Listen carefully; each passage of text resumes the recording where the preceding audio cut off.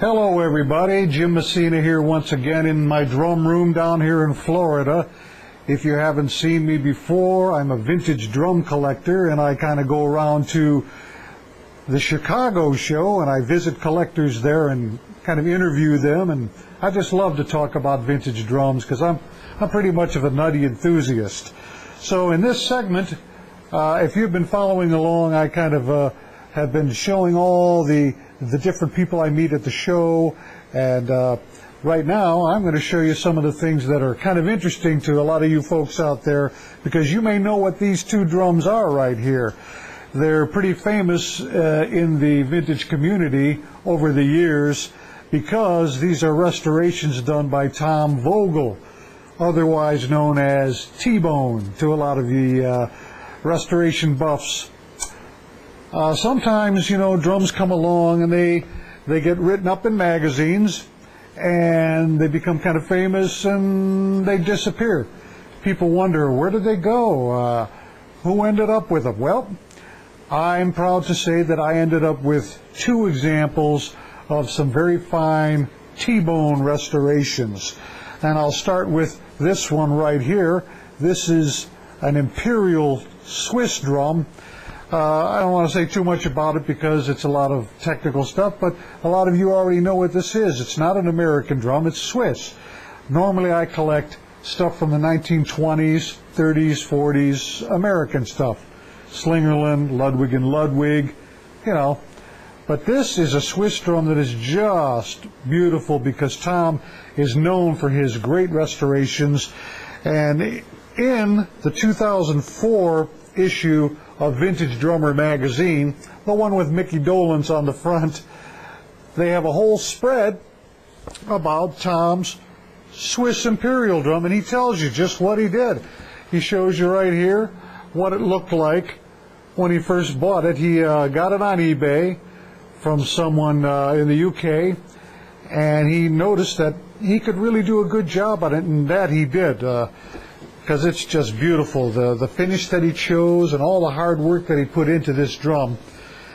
I think he's really brought it back to life and made an important restoration, an important drum in collecting. Even though, like I say, it's not an American drum, but not everybody collects American drums. I think it still has an important place in the collecting world.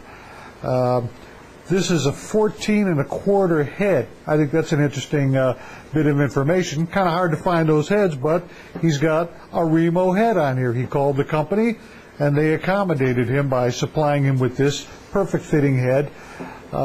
He had all the nickel replaced on here. To tell you the truth, he actually put a lot of money into this restoration, and he probably didn't get it back out of it, but he's one of those kind of guys that just has to do a great job, and he knows what he's doing. This is a fantastic drum now. I really like it.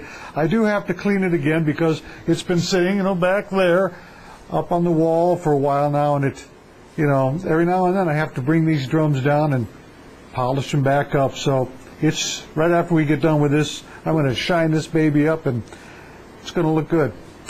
The other one here that he did was another famous restoration. It's a Jedson, and that stands for John E. Dallas and Sons. He did some real work on this, because if you can see the earlier pictures of this, I don't know how he figured he could fix this up, but he did. And it appeared in the same magazine, but only the name was changed now to Classic Drummer. That's what they call it now. And this is the 07, January, February, March version, 07. He has a whole spread in there about the Jedson. And it's kind of hard to see, but those lugs were really dull and dingy, and he had to have them redone. They polished up beautifully. He had a calfskin head done for the top, and I think the bottom, but that's not a cheap thing to do, really. Again, a T-bone restoration. He puts his heart and soul and his money into these restorations. Did a beautiful job on the finish, but this drum, it had everything already with it, pretty much, except of course the heads, but this hardware, you know, he could see the potential in it. Now I have to buff this out again because it's starting to become a little deeper gold, but when I got it, really primo. Another interesting thing here is that the strainer, he got in touch with Adrian Kirschler, who lives in Italy, famous for his restorations and his parts, and this is a restored part, or a retro strainer that he got from Adrian Kirschler. That took a long time and a lot of patience to do. So I have to say, Tom Vogel is one of the best restorers I've ever run across, and I can't wait to see what he comes up with next.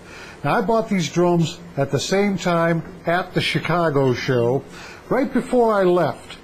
I had been there all day, and I was looking at these and looking at these, and I knew what they were because I had seen them in the magazines. So I thought, yeah, I'd like to maybe get those. So at the end of the day, we had a little discussion and worked out a deal. And again, I say, he probably didn't get his money back out of these, but his reputation precedes him that, you know, he'll put the money into something and bring it back to life, whatever it takes to bring it back to life. And hats off to T-Bone.